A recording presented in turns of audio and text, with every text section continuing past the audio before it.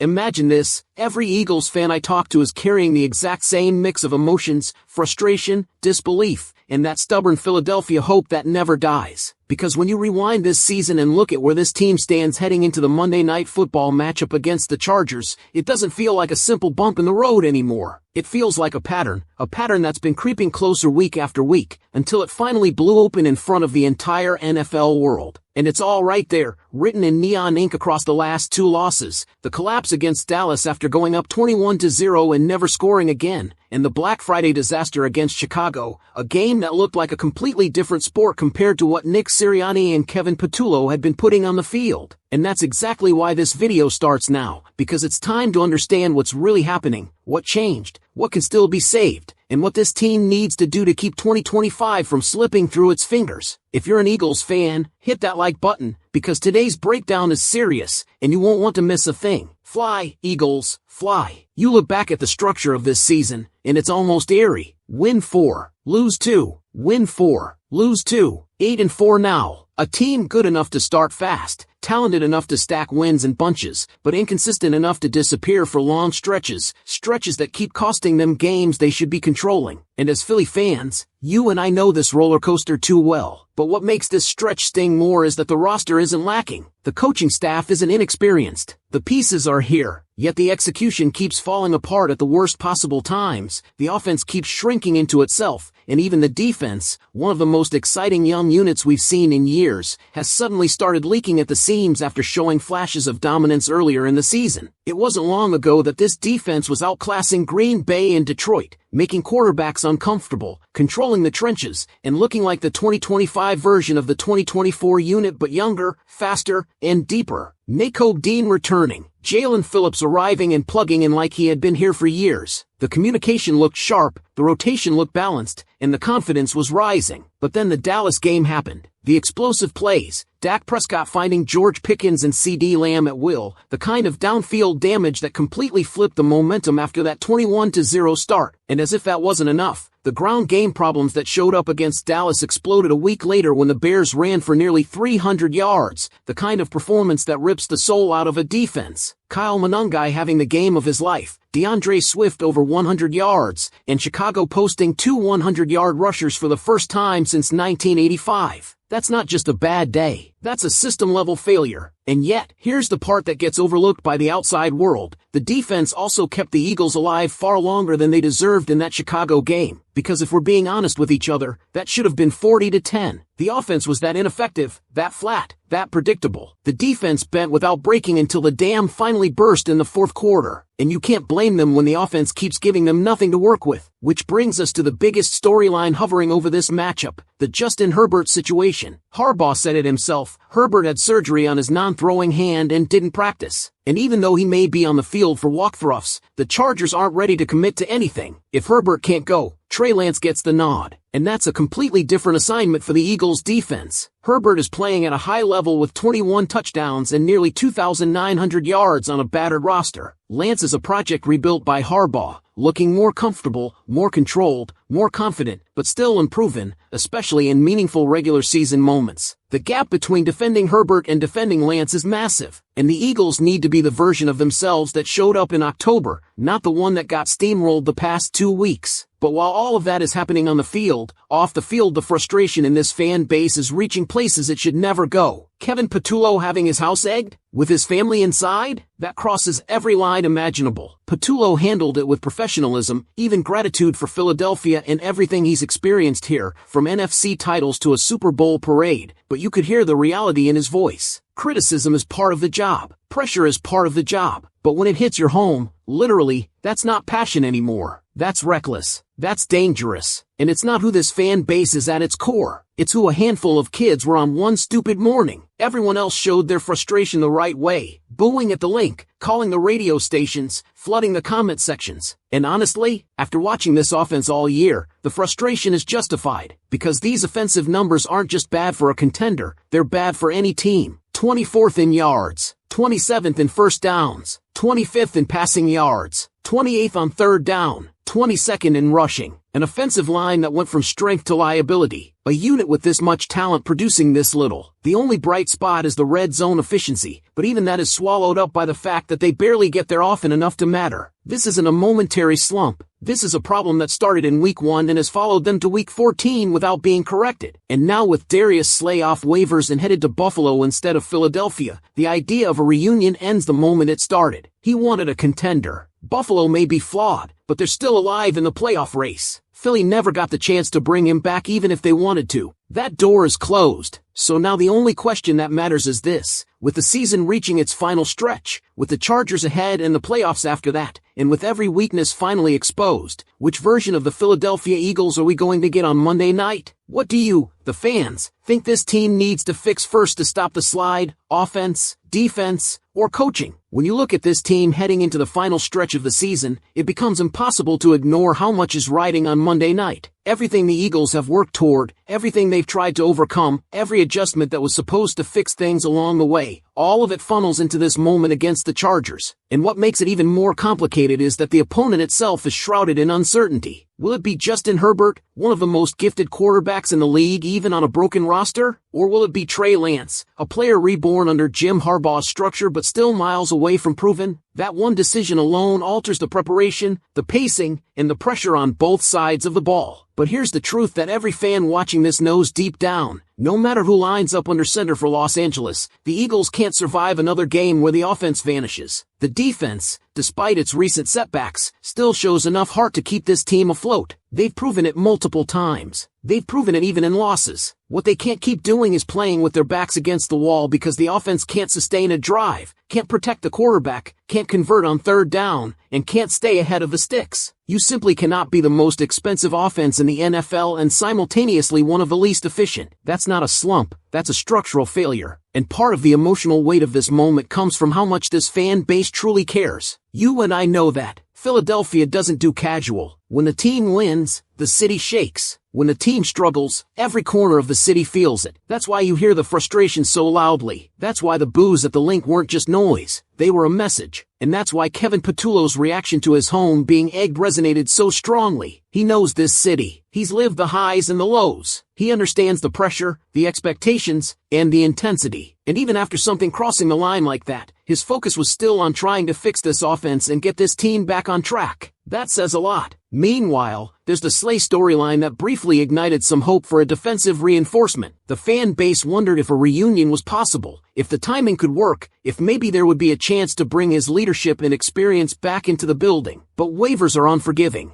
Buffalo needed help, placed the claim, and that was that. Slay goes to a team fighting for a playoff spot, and the Eagles move forward with what they have. No additions, no shortcuts, no miracles coming through the door. Just this roster, this coaching staff, and the reality that everything must be tightened immediately. And that's what makes this moment so electric, even if it's uncomfortable. Because for the first time all season, every weakness is exposed. Every excuse is gone. Every trend is undeniable. You can't hide behind early season momentum anymore, and you can't rely on talent alone to carry you. This is where identity is either reclaimed or completely collapses. This is where coaching either rises to the moment or gets swallowed by it. This is where the leaders of the locker room either recenter the team or watch it slip into mediocrity. Monday night isn't just another game. It's a statement game. It's a direction-setting game. It's the kind of night where a team either wakes up or gets pushed further into the shadows of its own inconsistency. And Eagles fans know better than anyone, seasons pivot on nights exactly like this. Now the question becomes, do you believe this team will finally respond, or are the issues too deep to fix in time? And as we push deeper into this conversation, there's something that really stands out. This team isn't just fighting opponents anymore, they're fighting themselves. That might be the most painful realization for Eagles fans, because for years this organization has been known for resilience, for weathering storms, for answering moments like this with fire, discipline, and identity. But over the past several weeks, that identity has slipped. And you can see it clearly in the details, in the sequences that define games, in the way the offense and defense keep falling out of sync at the exact wrong times. When you study these games closely, not just the highlights, not just the final score, but the drives, the decisions, the rhythm, the pattern becomes obvious. The offense doesn't just stall, it evaporates. Drives open with penalties. The pocket collapses too quickly. Passing concepts feel static and predictable. Third downs turn into auto punts. The run game disappears altogether. And when the offense doesn't stay on the field, the defense is forced into impossible situations, back-to-back possessions, sudden changes, and fatigue that eventually cracks them open. That's exactly what happened against Chicago. That's exactly what happened against Dallas. And unless something foundational changes, that's exactly what will keep happening. This is why the coaching staff finds itself at the center of the storm. Fans aren't just upset. They're questioning the structure, the preparation, the adjustments, and the refusal to evolve. Because the talent is not the problem. The roster is full of capable players. The breakdowns we're seeing aren't from lack of ability, they're from lack of identity. That's what frustrates Philadelphia more than anything else. This team isn't young. This team isn't rebuilding. This team isn't lacking weapons. So when the same issues from Week 1 show up in Week 14, the spotlight naturally shifts to the sideline. And this is where Monday night becomes more than just a game. It becomes a test of leadership. A test of whether Nick Sirianni and Kevin Patullo can slow this freefall. A test of whether the locker room still believes. A test of whether the offense can find even a fraction of the rhythm it had last year. Because all of this pressure, all of this anger, all of this noise, it can either fracture a team or fuel one. Philadelphia has seen both outcomes before. Which one this group chooses will define their season. Meanwhile, the defense, as battered and inconsistent as it has been these last 2 weeks, still holds the potential to flip a game instantly. Nakobe Dean's return changed the middle of the field. Jalen Phillips brought burst and aggression to the edges. The secondary, while shaky at moments, has enough speed and physicality to create turnovers. And with the Chargers potentially playing without Justin Herbert, this could be the game where the defense regains its footing. Trey Lance gives you opportunities. He's improved, no doubt, but he still hesitates under pressure. He still locks onto his first read. He still has moments where his mechanics dip and the ball sails. The Eagles don't just need to take advantage of that. They need to feast on it. They need to set the tone early, collapse the pocket, hit him, confuse him, speed up his clock, and force momentum back into their corner. Because if the defense can do that, everything else becomes easier. But ultimately, this entire season, the hot start, the collapses, the inconsistency, the frustration from the fans, the egging incident, the endless questions about the offense, the waiver claim on Darius Slay, all of it funnels into one defining truth. The Eagles must respond now. Not next week, not in 2 games. Now, because this 3-week stretch will decide who they really are. Are they a talented but dysfunctional team that flames out early? Or are they a contender that hits turbulence and punches through it at the perfect time? And the truth is, moments like this reveal far more about a team than the comfortable wins ever could. Anyone can look sharp when the schedule breaks your way or when momentum is carrying you like a wave. But when the mistakes pile up, when the noise outside grows louder, when the confidence starts to crack, that's when you learn what a team is actually made of. And right now, the Eagles are standing at that exact crossroads. You can feel the urgency building inside the locker room. Players aren't pointing fingers publicly, but the frustration is visible. Body language on the sideline, reactions after missed assignments, conversations happening away from the cameras. These aren't signs of division, but signs of a team that knows it's underperforming and is desperate to snap out of it. Veterans like Lane Johnson and A.J. Brown understand what it means to carry expectations in Philadelphia. They know the stakes. They've been through the fire before. The real question is whether the entire team can rally around that urgency and translate it into execution on the field. All season long, the Eagles have been stuck in this cycle where the intention is there, the plan is there, but the details fall apart. A blocking assignment missed by half a second, a throw sailing by 3 inches, a receiver rounding off a route instead of breaking sharply, a missed tackle that should have been routine. And when those little mistakes happen repeatedly, they snowball into stalled drives, burned possessions, and long stretches where the offense feels disconnected from itself. That's how a team with talent ends up ranked near the bottom of the league in major categories. It's death by 1,000 tiny errors. And let's be honest, the fans see it. They've been watching this team long enough to recognize when something is off. The frustration isn't coming from entitlement, it's coming from clarity. This roster is too good to look this disjointed. The ceiling is too high for the floor to look this low. And the longer the offense continues to look the same, the more the pressure shifts to Sirianni and Patullo to prove they can adapt. But here's where things get interesting. Despite all of these issues, the losing streak, the offensive collapse, the defensive regression, the national criticism, the season is far from over. In fact, the NFC is so wide open this year that a team who gets hot at the right time can still take control of the conference. And that's what keeps the flame alive in Philadelphia. Even with all the flaws, the Eagles still have a chance to rip off a run, fix what's broken, and reshape the perception of this season entirely. They've done it before. They've shocked the league before. They've overcome adversity before. Because make no mistake, this is a turning point. If the Eagles come out sharp, aggressive, and disciplined, they can reclaim momentum instantly. They can quiet the noise, stabilize the locker room, and reestablish themselves as a contender. But if they come out flat again, if the same issues from week 1 reappear in week 14, then the questions grow louder and the path gets even narrower. Jump into the comments, let me know your thoughts, and if you're enjoying the coverage, make sure to like the video, subscribe to the channel, and check out the other content on the screen, because we're going to keep breaking down every angle of this season until the very last snap.